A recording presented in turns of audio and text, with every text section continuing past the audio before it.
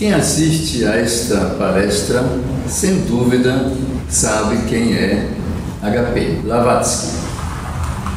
Helena Petrovna Blavatsky, conhecida como HPB e também frequentemente chamada de Madame Blavatsky. Certamente sabe também que a Doutrina Secreta é a obra magna dela, a obra mais importante dela, e que ela também escreveu o seu primeiro grande livro, Isis Sem Véu, em 4 volumes em português, e ela escreveu outros livros, A Voz do Silêncio, A Chave para a Teosofia e outros, só que ainda não publicados em português. 5 Years of Theosophy, 5 anos de Teosofia, que reúne artigos publicados na revista The Theosophist, Gems from the East, Gemas do Oriente, e post-mortem foram publicados os livros Nightmare Tales, Contos de Pesadelos, e From the Caves and Jungles of Hindustan, das cavernas e selvas do Hindustão, que reúne textos de HPB escritos em russo, publicados em jornais da Rússia. É um livro grande de 720 páginas. E o glossário teosófico, mas este sim foi publicado em português. E ela escreveu muitos textos que foram coligidos, foram compilados e publicados com o título de Collected Writings, em inglês. E não tem tradução para português, a não ser alguns dos textos. Antes de passar para esses Collected Writings, vou dar algumas informações básicas sobre HPB, embora muitos conheçam, saibam essas informações. Ela nasceu em 1831, no Império Russo, numa família aristocrática. Aos 17 anos já, ela se casou com Nikifor Blavatsky, daí o nome dela, um homem bem mais velho do que ela, um governador de uma província da Rússia, que ela não amava, parece que ela queria simplesmente sair da casa dos pais, aos 17 anos. E ela praticamente não viveu com ele e fez muitas viagens sem o marido. É impressionante as viagens que ela fez.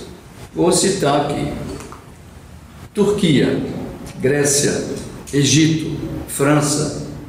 1851, Londres, onde ela conheceu seu mestre espiritual, o Mahatma Maurya. Depois, Canadá, Estados Unidos, México, América do Sul, Índias Ocidentais, Ceilão, Sri Lanka hoje, Índia, Java, Inglaterra, de novo Estados Unidos, de novo Índia, Tibete, França, Alemanha, Rússia, Cáucaso, Rússia, de novo Balcãs, Egito, Síria, Itália, Índia, Tibete, ficou vários anos no Tibete, Grécia, Egito, Síria, Palestina, Líbano, leste da Europa, Paris, e em 1873 foi para os Estados Unidos por ordem de seu mestre, Mahatma Maurya. Não é impressionante? Tantas viagens sem avião, em navios velhos, às vezes carroças a cavalo, impressionante. Enfim, nos Estados Unidos ela conheceu o coronel Henry Steele Olcott. Aliás, tem uma palestra minha no YouTube com o título Henry S. Olcott, primeiro presidente da Sociedade Teosófica. Os dois, junto com alguns outros, fundaram a Sociedade Teosófica em Nova York.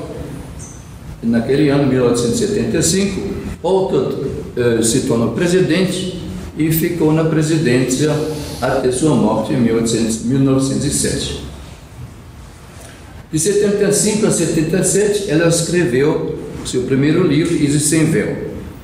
Em 79, os dois foram para a Índia onde estabeleceram a sede da Sociedade Teosófica em Bombaim, hoje Mumbai.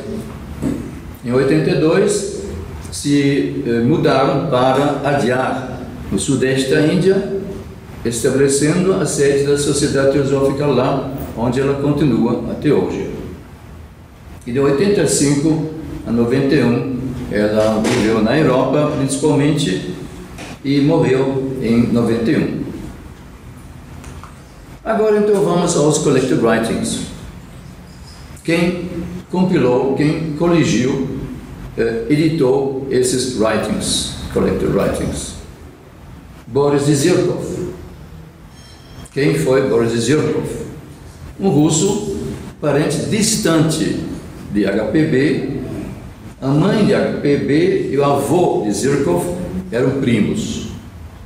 Ele nasceu em 1902 em São Petersburgo, mas em 1917 sua família, com ele, teve que sair da Rússia por causa da Revolução Russa e se mudaram para a Suécia. A Wikipédia inglesa diz que ele estudou em várias universidades europeias, mas o teosofista brasileiro Carlos Cardoso Avellini diz que ele nunca foi a uma escola. Enfim, em 1923 ele teve contato com o movimento teosófico, mas não por causa da sua parente HPB. Consta nesse site a vida de Boris Zirkov. Em 1923 ele vivia em Estocolmo, na Suécia, quando entrou em contato com o movimento teosófico. Depois de uma reunião com Catherine Tingley, a líder da Sociedade Teosófica de Point Loma, Pasadena, ele transferiu sua residência para Point Loma, na Califórnia. O que é a Sociedade Teosófica de Point Loma? Em 1891, após a morte de HPB, começaram desentendimentos entre Annie Besant, figura importante da Sociedade Teosófica de Adyar, e William Quinn Judge, que era um dos fundadores da Sociedade Teosófica e, naquela época, secretário-geral nos Estados Unidos. Em 95, ele se afastou da Sociedade Teosófica de Adyar e fundou sua própria sociedade em Nova York. Mas, já um ano depois, ele faleceu e Catherine Tingley se tornou sua sucessora. Em 98, ela criou a Universal Brotherhood and Theosophical Society, Fraternidade Universal e Sociedade Teosófica.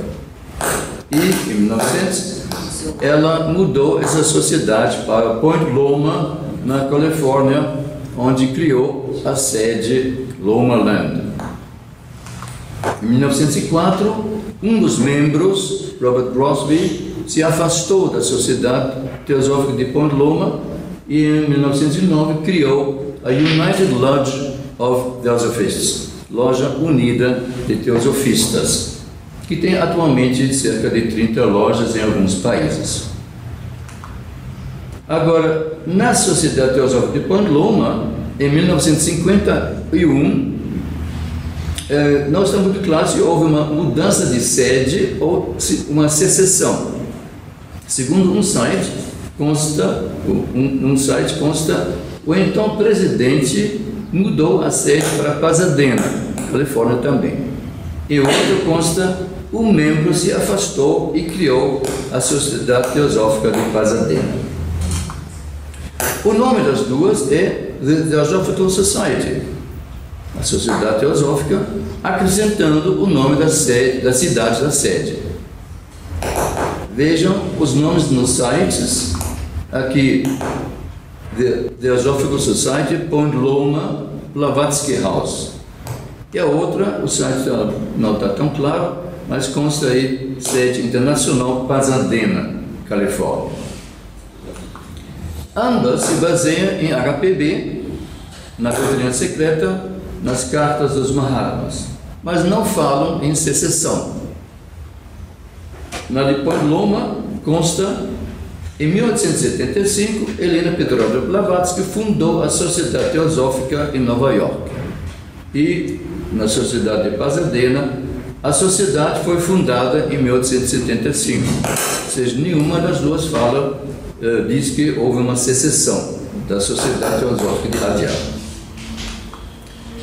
Voltando a Boris Zirkov. Mais uma vez, citando esse site, A Vida de Boris Zirkov, essa página. Ele ingressou na Sociedade Teosófica de Point Loma em janeiro de 1924. No mesmo ano, aos 22 anos de idade, percebeu qual seria a tarefa de sua vida.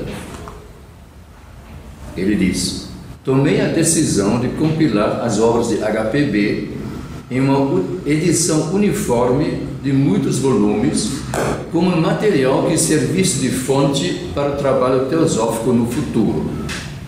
Conhecendo bem os livros de HPB que estavam publicados naquele momento, eu percebi em seguida que havia grande quantidade de material disponível para uma compilação e que seriam necessários muito tempo e muito esforço para organizá-los por ordem cronológica. Só então seria possível avaliar a dimensão das suas obras e do seu conteúdo.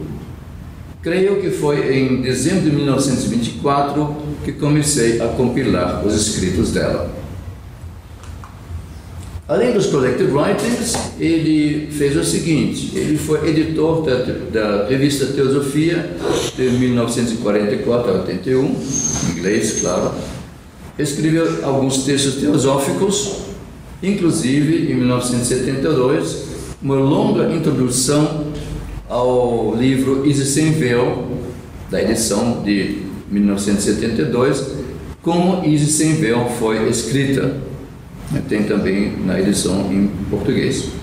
E em 1977, como a doutrina secreta foi escrita, e sobre isso também tem uma palestra minha no YouTube, com o mesmo título, Como a doutrina secreta foi escrita.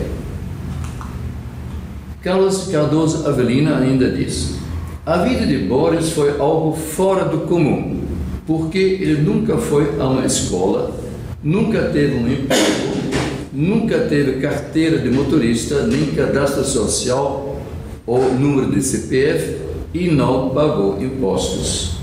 Do ponto de vista oficial, ele não existiu. Sua vida foi unicamente teosofia. Ele viveu em vários lugares a partir de 1958, sobrevivendo apenas graças a doações e vivendo de modo extremamente frugal. Ele morreu em 1981, após uma vida dedicada principalmente à compilação e edição dos Collected Writings de HPB. Esses Collected Writings são 14 volumes, um total de quase 8.000 páginas. Não tem os textos dos livros que já tinham sido publicados antes, durante a vida dela, mas com os textos reunidos no volume 3 da edição em inglês da Doutrina Secreta, que são os últimos dois da edição em português, volume 5 e 6. E tem nesses Collected Writings, nesses 14 volumes, explicações de Boris Zirkov e também notas bibliográficas. O 15º volume, de cerca de 630 páginas, contém um índice remissivo para nomes e termos mencionados em algum dos escritos publicados nos outros 14 volumes. Aqui, as capas desses 15 volumes dos Collected Writings.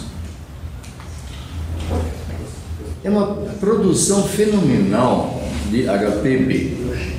Ela escreveu em 2 anos Isis Sem Véu, são 4 volumes. Ela escreveu em 4 anos, de 1884 a 88, os 2 grandes volumes em inglês, que são 4 volumes na edição brasileira de A Doutrina Secreta, sendo que os 2 últimos volumes, 5 e 6, foram publicados depois da morte dela.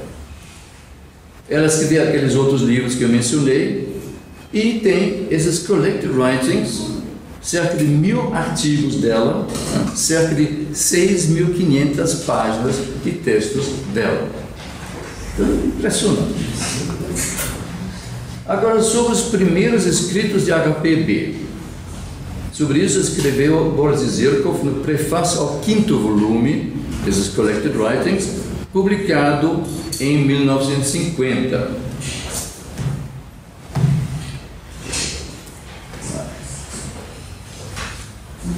Os primeiros artigos de HPB eram polêmicos e de um estilo mordaz. Eles foram publicados nas mais conhecidas revistas espíritas da época. Simultaneamente, ela escreveu histórias ocultistas fascinantes para alguns dos principais jornais norte-americanos. Depois de ir para a Índia, em 1879, ela escreveu para vários jornais indianos. Durante mais de 7 anos, entre 1879 e 86, ela escreveu histórias em série para 2 conhecidos periódicos russos de Moscou, como também para jornais menores. Depois de fundar, em outubro de 1879, sua primeira revista teosófica, The Theosophist, que existe até hoje, ela a encheu com uma massa enorme de esclarecimentos teosóficos que ela continuou a difundir mais tarde na sua revista de Londres, Lucifer, e também na Revue Théosophique Paris e em The Path de Nova York. E durante todo esse período em que ela manteve essa tremenda produção de artigos próprios, ela ainda achou tempo para entrar em discussões e polêmicas com alguns escritores e estudiosos em outros periódicos. A maioria dos artigos escritos por H.P. Blavatsky, tanto para revistas quanto para jornais, era assinada com seu próprio nome ou com um de seus raramente usados pseudônimos. Porém, existem muitos artigos em revistas teosóficas e em outros lugares não assinados. Alguns deles foram incluídos aqui, nesses collected writings, porque um exame muito cuidadoso feito por estudiosos que conhecem profundamente o estilo de HPB, suas conhecidas idiosincrasias de expressão e seu frequente uso de palavras em língua estrangeira, mostrou que eles foram escritos por ela, embora não haja uma prova irrefutável.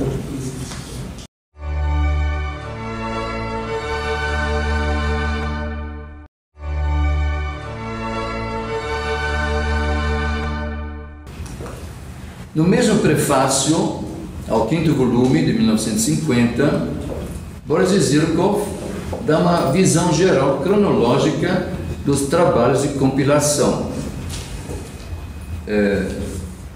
Eu acho importante se ter uma ideia dessa dificuldade que houve para fazer essa compilação desses 14 volumes, diz Boris Zirkov. Logo após a morte de HPB, em 1891, houve esforços para compilar e publicar pelo menos alguns de seus escritos dispersos. Já em 1891, foram divulgadas pelas seções nacionais da Sociedade Teosófica resoluções de que fosse instituído um fundo em memória HPB, com o objetivo de publicar seus textos.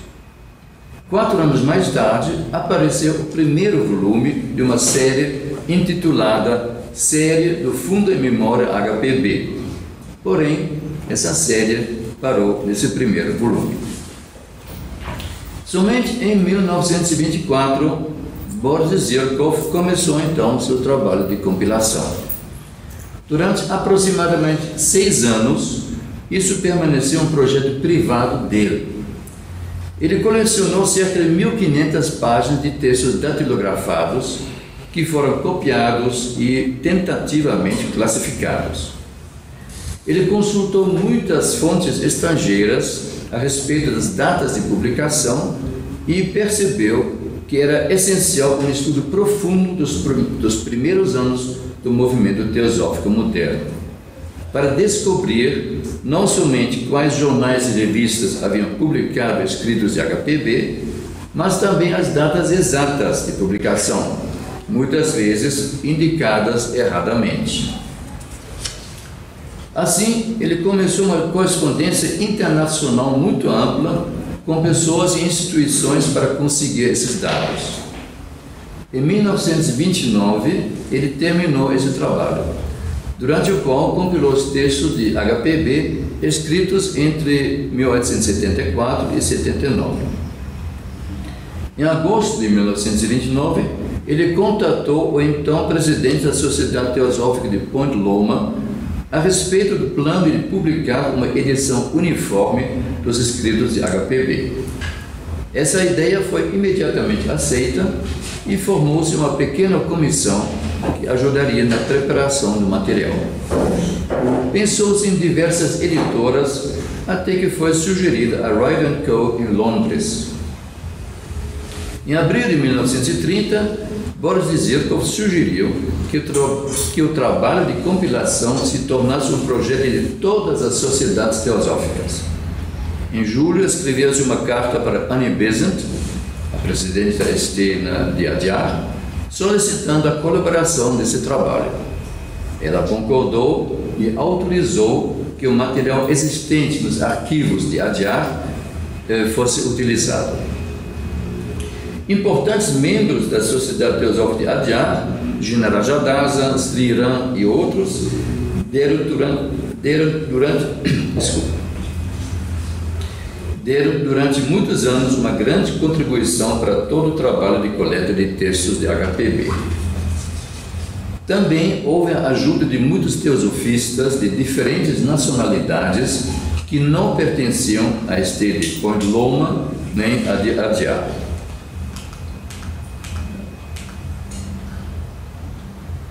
O trabalho para o volume 1 foi o mais difícil, porque aqueles textos estavam espalhados em vários continentes e em publicações quase não encontráveis. Mas finalmente esse volume 1 estava pronto em 1931, mas somente foi publicado no início de 1933.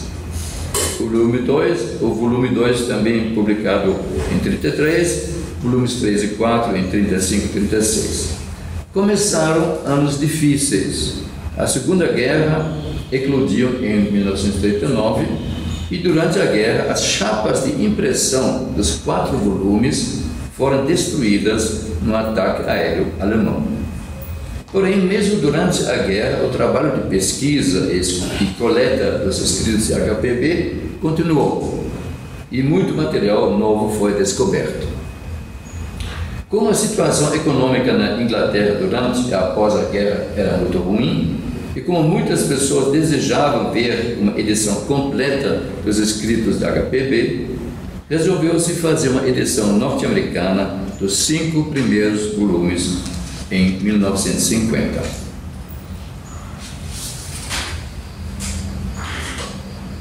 Então temos aqui os anos de publicação, volumes 1 a 12, de 1933 a 1980.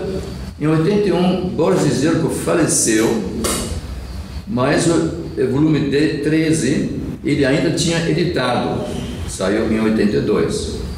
O volume 14 ele também tinha compilado, mas ainda não editado. Então foi necessária a ajuda de muitos teosofistas para editá-lo. Saiu em 1985, o volume 14, e o índice, o volume 15 de 1990, 600 páginas mais ou menos, como já falei, um índice alfabético de nomes e termos que aparecem nos textos de HPB, nesses 14 volumes, também já tinha sido elaborado por Boris Zirkov. Então, um trabalho louco que ele fez. Sobre os primeiros escritos de HPB. No primeiro volume dos Collected Writings, Boris Zirkov diz que não há evidências ou provas de que HPB tenha publicado qualquer texto antes de outubro de 1874. mas ela e outros mencionaram o fato de que ela publicou textos bem antes, porém não há provas concretas. Um exemplo: o russo Aksamov escreveu para Coronel Olcott que ele leu os artigos de Olcott sobre fenômenos espíritas, traduzidos para o russo por Blavatsky, mas ninguém achou essas traduções. Existe um caderno de anotações, em inglês notebook, sobre suas viagens de Blavatsky em 1865. Esse caderno se encontra nos arquivos de Adyar. Lá, nesse caderno, ela fez anotações em francês, né? Ela falava, escrevia muito bem em francês. Só para você ter uma ideia como o que ela anotava, né? Um exemplo traduzido, só algumas frases. Kronstadt, uma cidade da Romênia. Hotel Grünerbaum, confortável e barato. Senhor e senhora Buschek, professor de ginásio. Jovem suíço um pouco pedante. Ela, húngara, tocava flauta. A velha senhora cantou cega. Kronstadt é uma das mais bonitas pequenas cidades da Europa, por sua localização, limpeza e elegância. Bem perto, a água de Boschek é famosa. Quando se vem de Bucareste, os Lapati pedem os passaportes e se fazem pagar o direito de eles não examinarem as malas e remexerem em tudo com suas mãos sujas. Enfim, anotações, né? No caderno de viagem. Existem também cadernos de recortes, em inglês scrapbooks, sobre os quais Boris Zirkov diz: a partir de 1874, HPB colava em cadernos de recortes uma grande variedade de recortes retirados de jornais e revistas. Nos arquivos da ST em Adyar, Índia, encontram-se 24 desses cadernos. Qualquer referência em jornais à Sociedade Teosófica e seu trabalho, e qualquer relato que poderia ser interessante para a história da ST, eram colados nesses cadernos de recortes.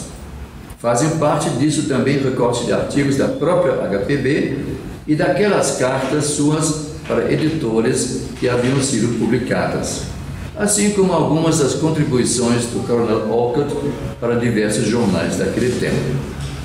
HPB acrescentou, com pena ou lápis, observações sobre várias afirmações feitas nesses artigos. Muitas dessas observações delas são bem humoradas e enfeitadas com desenhos, quer feitos por ela mesma, quer retirados de alguma revista ou jornal, frequentemente com alguma observação dela. Extratos de alguns desses cadernos de recortes também se encontram nos Collected Writings. Vejamos agora o volume 1. Ele contém textos escritos em 74 a 78 nos Estados Unidos, quando ela estava ainda nos Estados Unidos. São quase 400 páginas de texto de HPB, tem algumas explicações de Boris Zirkov e mais 100 páginas de notas bibliográficas. Os primeiros escritos de Blavatsky publicados para investigar fenômenos espíritas que estavam ocorrendo na fazendinha dos irmãos Eddy. E lá, inclusive, ela tinha encontrado Olcott.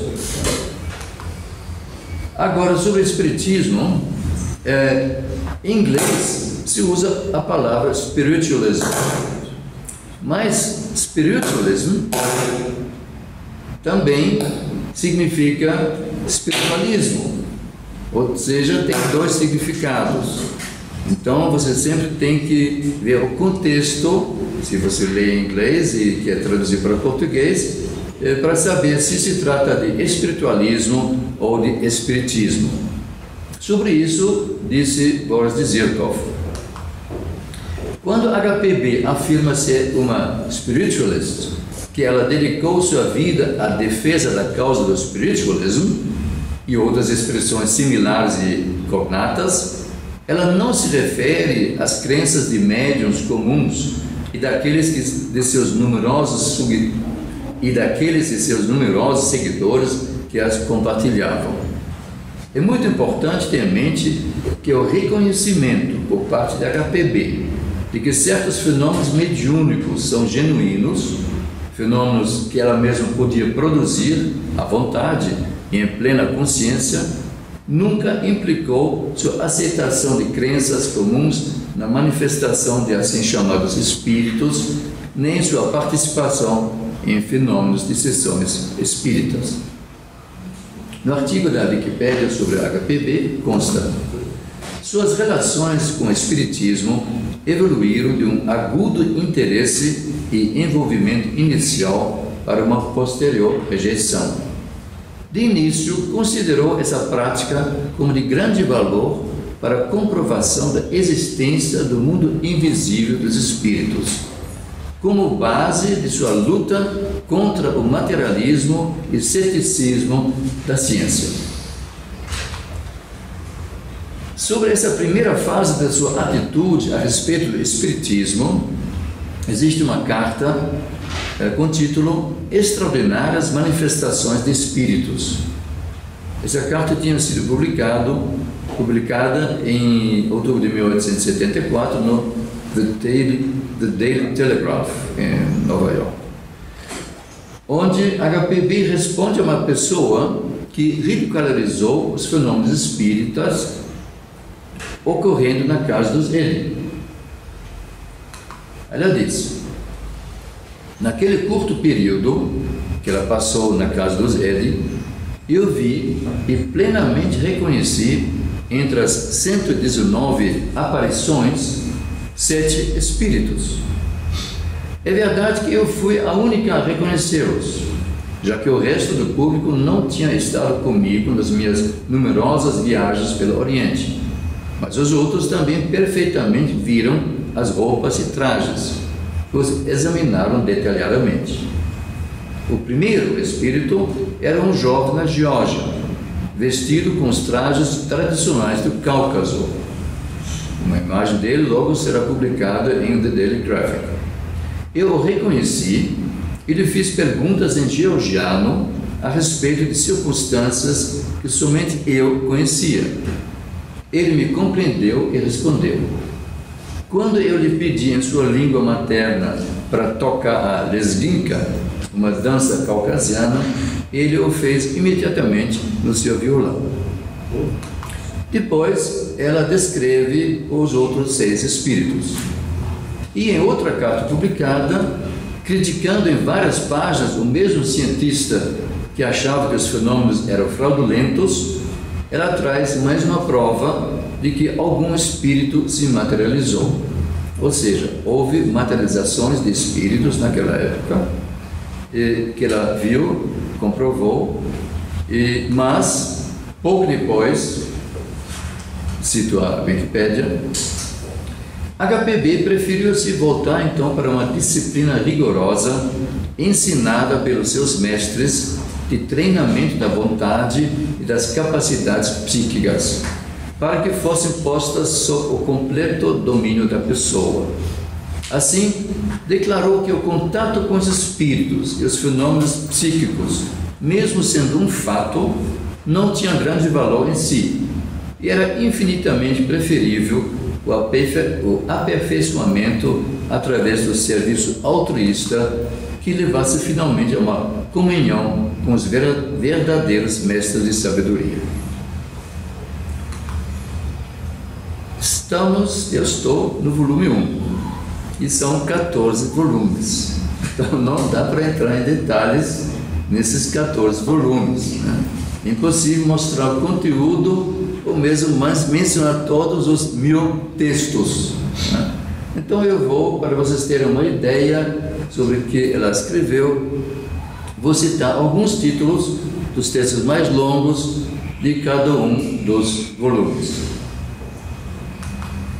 Volume 1, então, fora aquilo que já mencionei, que reúne então textos de 1874 a 78, são mais ou menos 110 textos, em mais ou menos 440 páginas.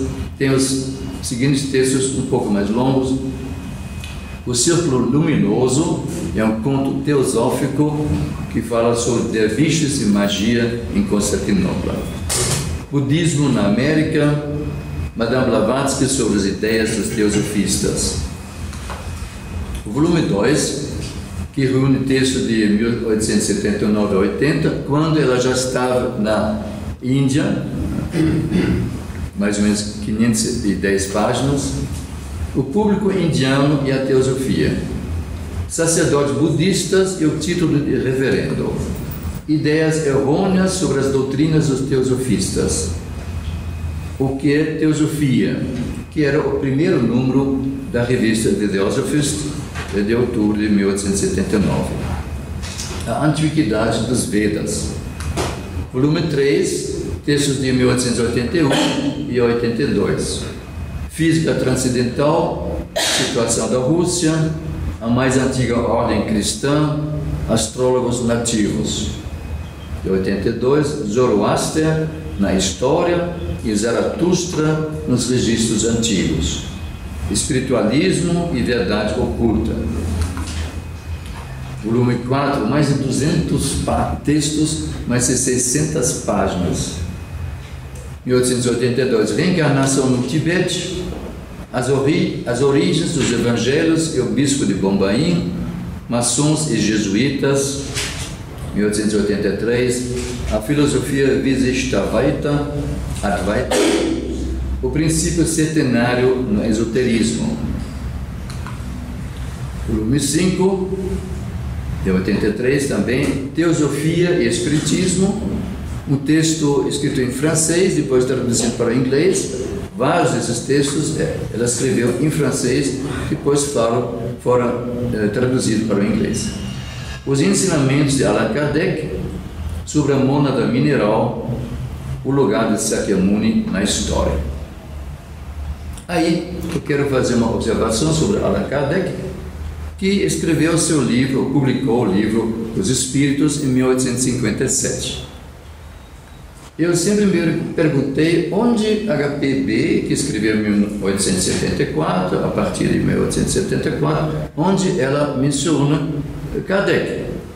E aí fiz uma pequena pesquisa e vi que aparentemente ela mencionou Kardec somente em Isis Sem Véu, no volume 1, onde ela menciona o perispírito dos kardecistas, que, segundo ela, corresponde à alma astral ou forma de espírito. E na Doutrina Secreta, no volume 5, que são textos póstumos, encontra-se no Collected Writings, no volume 14, página 76, onde ela diz: é mistério, antes de tudo, crer na reencarnação e em seus mistérios, não como a descrevem os reencarnacionistas da escola de Allan Kardec, mas tal como a expõe e ensina a filosofia esotérica. E nesse volume 5 de Collected Writings, então, nesse texto que eu mencionei, Teosofia e Espiritismo, onde ela diz: o Espiritismo é tão oposto a nossos ensinamentos quanto o ocultismo é oposto àqueles do falecido Allan Kardec.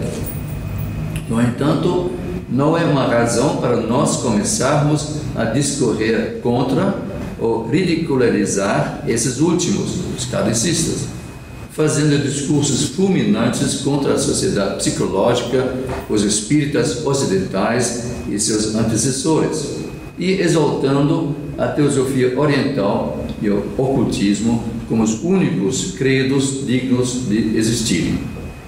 Que aqueles que não aceitam nossas convicções as deixem em paz e mantenham suas próprias, já que nós nunca criticamos suas doutrinas e nunca lhes oferecemos as nossas, porque eles criticariam essas nossas.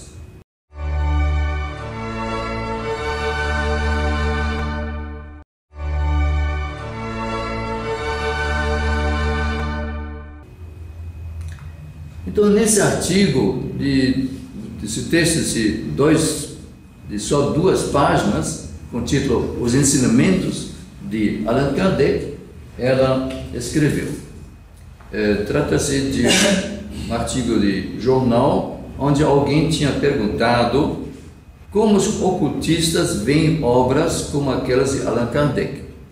E HPB respondeu: as obras de Allan Kardec ensinam um sistema de ética que merece o louvor que nosso correspondente lhe faz, ou seja, aquela pessoa que tinha escrito para o jornal. Nesse código de conduta, milhares de jovens estão sendo educados e, sem dúvida, obterão dele grande força moral. Porém, visto que as doutrinas da escola espírita não estão totalmente em harmonia com aquelas dos ocultistas, no que diz respeito à condição do ser humano após a morte e ao destino de sua mônada, eu pessoalmente nunca fui uma seguidora dessa grande filosofia francesa. O caráter moral de um sistema não é a prova da infalibilidade de seus dogmas e ensinamentos. Quem inspirou Allan Kardec, eu não sei. Em alguns aspectos fundamentais, suas doutrinas são diametralmente opostas às nossas. Como os espíritas, nós acreditamos, melhor dizendo, nós sabemos, que o homem nasce mais de uma vez como ser humano. Isso não apenas neste planeta, mas em 7 planetas desta cadeia planetária, sem falar de outras. Mas com relação à velocidade e à circunstância da reencarnação, nossos amigos espíritas e nós divergimos. No entanto, apesar de todas as diferenças de opinião, inclusive aquela muito grande relativa à ação de espíritos falecidos, entre aspas, controlando médiuns e inspirando livros, nós sempre tivemos as mais amigáveis relações com os kardecistas e tínhamos esperado continuar assim. Bom, eu quis falar sobre isso porque justamente durante muitos anos eu não tinha visto menção a Allan Kardec nas obras de Blavatsky. Volume 6, 1884, Ensinamentos Tibetanos, Precipitação, ou seja, materialização, Elementais, os Chelas, os discípulos, são médiuns. Volume 7, 1886, Os Animais Têm Almas, Teorias sobre Reencarnação e Espíritos, a Cabala, os Cabalistas no final do século XIX. Volume 8, de 87, As Origens do Mal, Tetragrammaton, o caráter esotérico dos Evangelhos, a natureza substancial do magnetismo. Volume 9, O que é verdade? Conversa sobre ocultismo.